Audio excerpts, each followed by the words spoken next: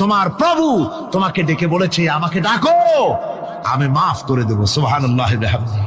কত বড় কথা, আমাকে ডাকো, নিরাশ হয়েও না, হতাশ হয়েও না। আল্লাহর গজব বেশি না রহমত বেশি? আল্লাহর রহমত বেশি। হাদিসে কুদসির ভিতরে এসেছে, আল্লাহ পাক বলেছেন, কোন বান্দা যদি আমার দিকে এক বিগত অগ্রসর হয়, আমার রহমত তার দিকে এক হাত এগিয়ে যায়। কোন বান্দা যদি আমার দিকে হেঁটে আসে, আমার রহমত তার দিকে দৌড়ে যায়। বান্দা যখন আল্লাহর দরবারে দুহাত উঁচু করে চোখের পানি ফেলে দেয়, মুসলিম শরীফের হাদিসের ভিতরে এসেছে, গভীর রাত্রে, রাতের তৃতীয় অংশে আল্লাহ রাব্বুল আলামিন প্রথম আকাশে আসেন আর ডেকে বলেন, পৃথিবীতে আছো নাকি কেউ গুনাহ করে জীবন বরবাদ করে দিয়েছো, আমার কাছে মাফ চাও।